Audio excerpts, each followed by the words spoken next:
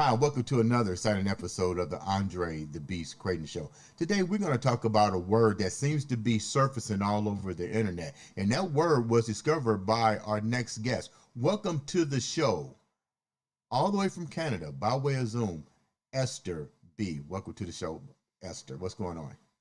Thank you so much for having me. Yes, that word is in fact ageism. And you discovered that word yourself, but we're not going to get into how you discovered it right yet. Let's go right into it. Tell a little bit about who you are, Esther. I am Esther Brzezinski, aka Esther B. Live in Montreal, Quebec, Canada. I am 66 years young. I am proud to say my age. And I pivoted from being an entrepreneur to getting into the entertainment industry. I'm a voice actor, I'm an actor, and I am a content creator as well. So Man, that's a little bit you're a about baby me. boomer, right? Is that what it's called, a baby boomer? I am a baby boomer, kind Tell of the on view, the younger side of yeah, the baby boomer end to of the things. young viewers, since we're going to talk about how you discover ageism.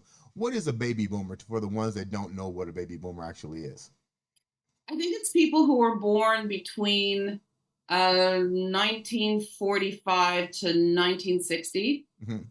So it's that demographic, and they're called baby boomers because it was mostly after World War II. There was a great boom of infants being born, Yeah, and they called that demographic baby boomers. So here we are. We're still alive and well. There's a lot of us out there. we was doing we talked for quite a quite a little bit of time before the show, and your life is just like everybody's life, truly filled with impactful stories. Let's go down your childhood. Let's talk about you and your childhood before we get into the more impactful moment of your childhood about discovering what your mom and dad went through. Tell the viewers about what your childhood was like in Canada. Well, I was one of two siblings. My parents were Holocaust survivors. They came to Canada in their early 20s, and they immigrated from my mother from Belarus, my father from Poland, and they actually met here at night school in Montreal. And it was impactful in the sense that they not only were immigrants, but they were survivors of the Hmm. Holocaust. My mother lived in the woods, hid in the woods. For 2 years, my father went to concentration camp. So I came from a family or parents who were essentially survivors. And my childhood was, I guess, a normal childhood, but there was that sort of cloud, I would have to say, of the Hmm. fact that they were survivors, that they experienced the Holocaust, and it was sort of always there. It was always felt in the household, How one was way or it? another. How was it felt in the house?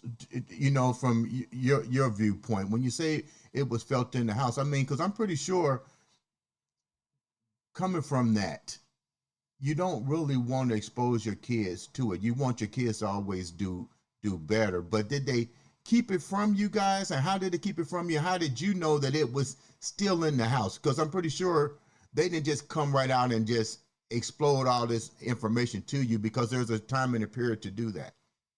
Yeah, they did not. It was more like nuanced little things being said. It was just a feeling. They did not tell my brother and I a lot about their experiences, just sort of generalizations. Right. In fact, my own children found out more. But yes, from that, we did learn just through osmosis about resilience, about surviving, about strength. This is something that we sort of had instilled in us, and it sort of like helped us become the people that we became, because of that. And yes, it was very much stressed to do well in school, to absolutely have an education, to have a profession. That it was important to succeed, Okay. that we had made it, they had made it through, and now we had to almost provide and make up for all the lives that were lost. It was When almost like that sort of Right, burden, right. and also a positive thing that we were we had to make up for all those lives that were lost. So we had to succeed. We had to be successful. And it's kind of a mindset that's instilled, and it's not obvious. It was sort of inadvertently, but it was definitely important. When you say they had to survive, your mom was in the woods and your dad, tell a little bit about their journey. And what I'm going with this is history right here. Yeah, that is it is This is your history. history. You are the child of history right now. Yeah, I'm a child of Holocaust survivors, When they and when they shared this with you, how old were you when it started to really become clairvoyant on what they went through? About how old were you? I think I was about 8 when it started to make more sense. 8, 9 years old, that I started to truly understand. Um, you Take me know, through your it's dad. Take me through. Let's go through each one of them. Go through your dad's story. So the viewers can understand what resilience in the face of adversity and trauma beyond compare. He had to be young. Your mom had to be young. Let's start with your dad first. Yeah, my father was a young teen. He left. They basically took their family, put them what they called the ghetto. They put him in a ghetto. It was the Warsaw ghetto that he lived for a few years with a brother and his father. His father was a very religious man, so he spent a lot of time reading, praying, reading the Talmud. And my father actually was the one who would go out and look for food, get food. He was the guy on the streets, and he had to use his wit and his um, ability to survive to bring to where they lived at the time food. And from there, he was transported to a concentration camp. It was a smaller one. He did pass through Auschwitz, but because he was young and strong, he was sent to a worker camp, and he survived because he was young and strong. So they put him to work. And but he often used to tell us as children about, if we didn't like what we were eating, he would say, I would have a piece of bread and a potato. And I would think it was like a king's supper, like Mm-hmm. to let us know to appreciate everything that we had, because he had so little and he survived on so little. But he didn't talk a lot about how he survived. Right. It was just he made it through because he was young and strong. But I don't know the details, unfortunately. Did he tell you when the moment set in for him to actually start the pilgrimage to freedom? He didn't talk about it much. I know that the U.S. Army came in Mm-hmm. and freed all the people that were in his camp. I know that he was then sent to, I wouldn't call it a detention camp, but another sort of camp for refugees before he came to Canada, because he had relatives here. So they had to sponsor him. And then he came to Canada and got a job, and then eventually met my mother. My mother, on the other hand, was several years younger, and her brother, her and her two brothers rather, managed to escape from their home. Actually, a neighbor helped them, and they ran into the woods. And apparently, there were a lot of young children who hid in the woods Really? from the Germans at the time. And she lived there for 2 years. One of her brothers passed away in her arms um, from living in the woods. And she didn't talk about it much. She would bring it up here and there, but we didn't have a lot of knowledge. I know that she became friends with one of the men who actually found her in the woods and freed her. I mean, she found him years later in Montreal, and they became friends. So, and he was a soldier, and he helped her escape. Mm-hmm. But again, she didn't talk about it much. She didn't talk about the experience much, but we knew that it happened. And, it was every once in a while it was brought up in conversation again, like, oh, I lived in the wilderness for 2 years, so you can do this, Mm-hmm. sort Yeah. of a statement of, be strong, because Well, look how strong we had to be to survive. So that should not be an issue for you. when as you become an adult going into leaving the house and so forth, what part of that message that of resilience that your mom and dad had to deal with and to raise you and your siblings? What did you carry into your relationship? I think I learned survival. I think I learned resilience. Interestingly enough, my husband, who's now my ex-husband, his parents were Holocaust survivors as well, and Wow. we sort of found each other because we understood each other. Right. We had the same background. We just got it. We didn't have to talk about it. There was no need to explain, well, this is how my mother is and my father. And so, yeah, and sometimes this will trigger me, but there was no need to discuss it Right. Right. because we understood each other. Did your Um, husband at the time, his parents, did they share, your parents and his parents ever share stories, or was that almost like triggers for them to basically no, not want to relive it? they were best friends. Really? They they became best friends. They became like brother and sister to each other. Really? They were That's beautiful. extremely close, That's beautiful. extremely. So yes, they obviously had that bond. If they talked about it much, here and there, Okay. but I don't think it was a constant subject that was discussed. I think they just had that understanding and that strong, strong bond.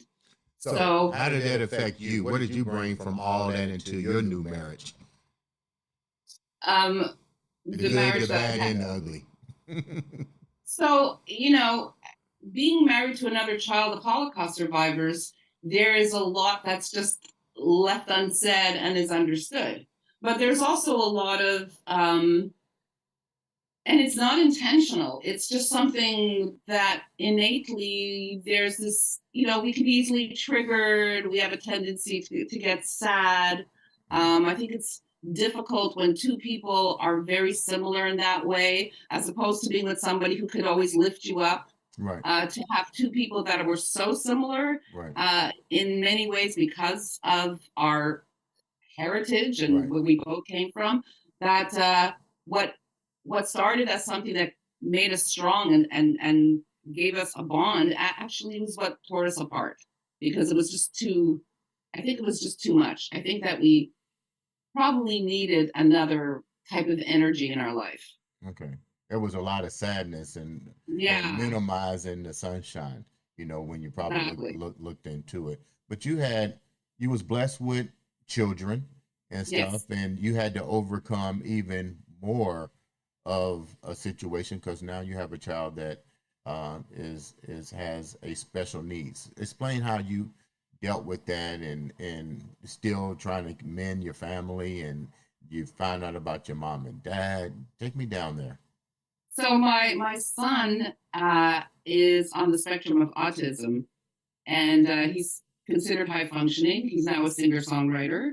But when we first discovered of his differences, it was, I'm not going to lie, it was devastating at first.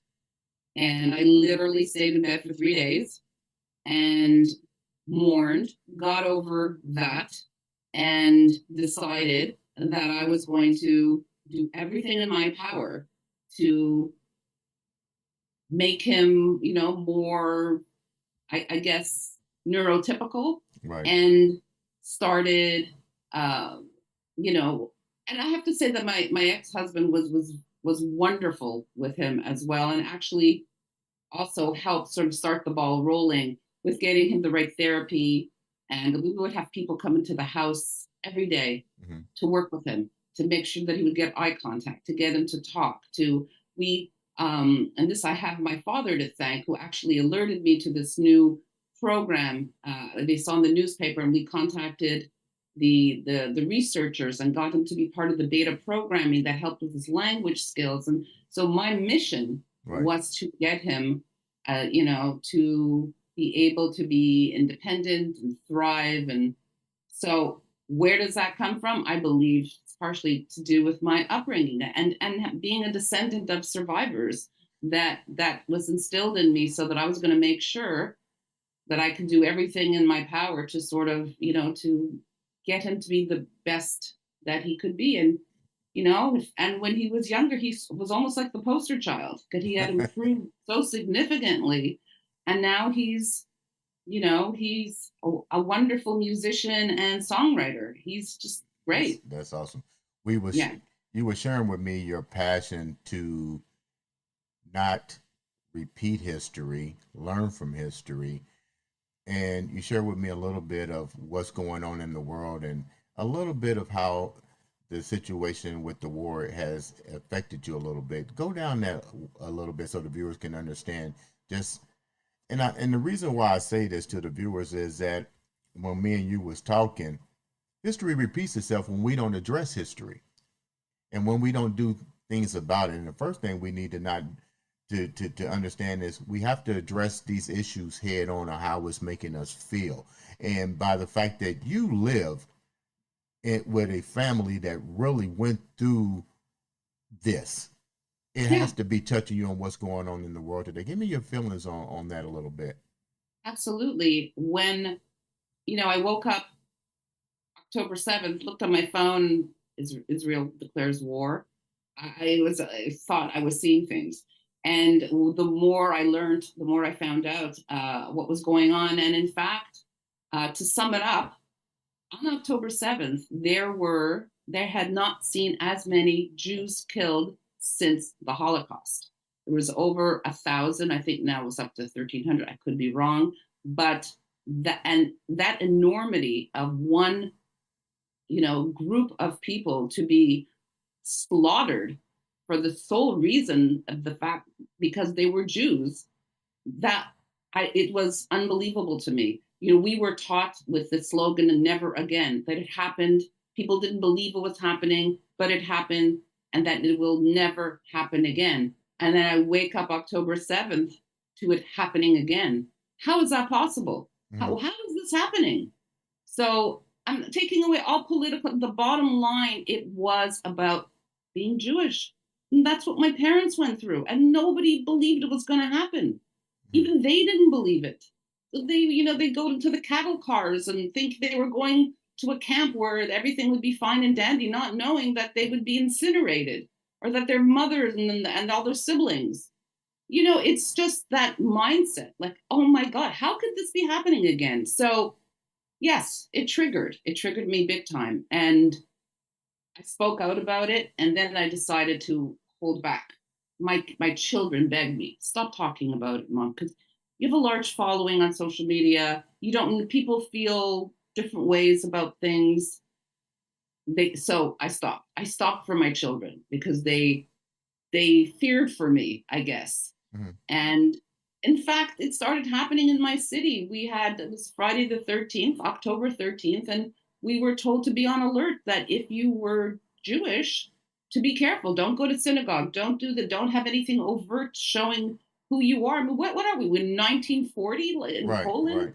But what is going on? So yes, I did share that with you. That was very triggering. And in fact, history appears to be repeating itself. It is unbelievable. And yes, it's quite a shock. I And appreciate you really voicing your opinion. It was um, very motivating. People need to understand we have the right to speak our voice and not be judged by how we feel. If our feelings does not cause hatred amongst each other, then feel free to speak your mind because we have to learn how everybody feels. I think the problem we run into, we fail to realize we all bleed red and we all are part of the human race. And we need to start understanding that and quit doing this senseless repeating of history again. But on a lighter note, once again, thanks for sharing that. That was really heartfelt. On a lighter note, let's talk about this ageism that you encountered. You're on a whole new journey with your life now. The 60s is the new sexy for you. yeah, 60s is definitely the new sexy. Yeah, ageism. So this is how, in terms of social media, I had been on many platforms, but sort of went down the rabbit hole with TikTok and found myself scrolling. And one day decided, well, I think I'm going to make a little video. I had done little things here and there because I was a Right. podcaster and whatnot and had things up there, but I had 70 followers. And then I did this little transition video where I used a filter and I said, I'm 64 years old at the time, Right. and this is what people expect me to look like. And it was an aging filter Right. instead of looking like this. And then I took off the filter and I looked like this. And yeah, when I went, yeah, I'm 64. This is what I look like. Right. So, it was on a Sunday in the afternoon. I had guests coming over. I put my phone down. I hear ding, ding, ding, ding. I don't know what's going on. Maybe something's wrong with my phone. And I look and I'm seeing it was like 300,000 You're going views. viral, baby. I was going viral for being old. I was going viral because I was showing people that, hey, we don't all, don't judge just because of a number. It's Right. ridiculous. So, from there, I started my journey of talking about age in a positive light. I talk about positive aging and aging well and aging gracefully and, just. When you was going viral, what was the age bracket of the people that was literally listening to your message? It was mostly over 50. Really? And it started on TikTok, and it has a huge community over 50 that people don't realize. Mm-hmm. So I was like starting this trend of, I wouldn't say starting it, but certainly realized that there was a lot of, I guess they're passive users of TikTok. They don't really create themselves, but they certainly view others. Yeah. And there was a huge community, and a lot of people started talking about, oh, I feel the same way, and da da da, and oh, I'm so glad you're saying that because that's how I feel, or I lost my wife. What were some of the things you were saying that people were relating to? I think some of it was about the fact that that I do things scared, and I'm doing things that I've always wanted to do, and I've just decided I'm just going to go for it. That it's and I'm realizing that, oh my God, it really is never too late, and that we have all this wisdom, and how wonderful it is to know all that we know but still have all this energy, because 66 is the new 46 from Right. 30, 40 years ago. We're healthier, we're more vibrant, we still have a lot that we want to do, and I think that's the mindset of baby boomers. So tell the people is that basically, get out of your comfort zone. Don't be yeah, afraid. Be resilient. be resilient. Is it part of my background? Yes. Yeah. So you Did I brought a think lot of of it your before? you brought a lot of your traumas, your happiness, everything into this platform, and all of a sudden it's viral like crazy. You're starting a whole new journey. Yeah, 66 or 60s is a whole new generation for you then. Yeah, absolutely. And that trend also went and sort of overflowed onto Instagram, and then to Facebook, and on YouTube as well. And it was, I guess, a message that resonated with a lot of people. I think the timing was interesting because certainly here, if we had major shutdowns, during COVID. So I think more people were online. It's just, again, the timing. And so, it kind of worked. Right time, right place, right message. Yeah. And, it became kind of how I make a living now as well. Hey, So there's nothing wrong with making a living at something you enjoy doing. I love it. I have a passion for it. I can scream from the hilltops. Never too late. Age is not my cage. So there's. Before we wrap up, take the journey down the acting. You're an actor, actress, the whole 9 yards. Tell how did that evolve, and how's that going? Yes, it evolved from doing voice work. I started as a voice actor. And from there, I started to take acting classes, started doing student films, short films, and starting now to do a little bit of features. I've also done, because Quebec is quite francophone, I've become part of the French union. So I've done a French feature film. I'm in a French series, but I speak English. So interestingly enough. So you're multi-talented. Well, and I also had a podcast during, so I love what you're doing. I myself was a podcaster. Thank you. And I know it's not easy, but it's a wonderful thing to be part of, and to to bring people on and have them speak their truth. It's great. And what's the name of your podcast? So I'm no longer doing it, but it was called Esther's Breeze. What was it about?